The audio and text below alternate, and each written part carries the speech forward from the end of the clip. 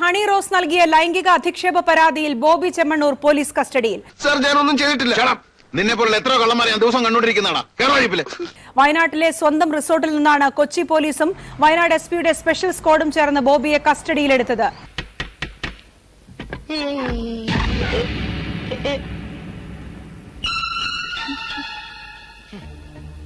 എന്റെ ചങ്ക് തകർന്നുപോയി. കുറെ നാളായി മനുഷ്യന്റെ സ്വൈര്യം കെടുത്താൻ തുടങ്ങിയിട്ട്. പോനാ പോട്ടോന്ന് വിചാരിക്കും തോറും അഹമ്മദ് കൂടി വരിക. ബോബി ചെമ്മണ്ണൂർ കേസായല്ലോ. എന്തൊരു പുലിവാലാണ് ഈശ്വര ഇത്. സ്ത്രീത്വത്തെ അപമാനിച്ചടക്കമാണ് കേസ്. IT ആക്ട് അടക്കം ഇട്ടിട്ടുണ്ട്. കുഴപ്പമാവോ? പനിനീർ പൂവ് കണ്ടാ തോന്നുമോ അതിന്റെ അടിയിൽ കൂർത്ത മുള്ളുകളുണ്ടെന്ന്? താങ്കൾ എങ്ങനെ കാണുന്നു ഇതിനെ?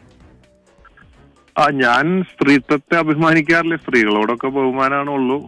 അയ്യോ, അത് പിന്നെ അങ്ങനെയാണല്ലോ. കല്യാണത്തിന് ശേഷം ഇപ്പോഴും കളി തുടങ്ങിയോ? കളി മുടങ്ങാതെ നടന്നോട്ടെ. ഇപ്പൊ ഞങ്ങൾ രണ്ടുപേരാണ് പോണത്. തിരിച്ചു വരുമ്പോ മൂന്നാമതൊരാളുണ്ട്. നല്ല ഒന്നാന്തരം 916 എന്റെ സാധനം ഞാൻ കാണിച്ചു തരാം. അതൊന്ന് ഇട്ട് നോക്ക്. പെൺകുട്ടികളെ കാണുമ്പോ തനിക്ക് എന്താ ഭ്രാന്താണോ? സ്ത്രീകളുടെ മനഃശാസ്ത്രത്തിൽ ഞാനൊരു എക്സ്പെർട്ട് ആയിരിക്കാം. പിന്നെ മോശമായ വാക്കുകളൊന്നും ഞാൻ ഉപയോഗിച്ചിട്ടില്ല.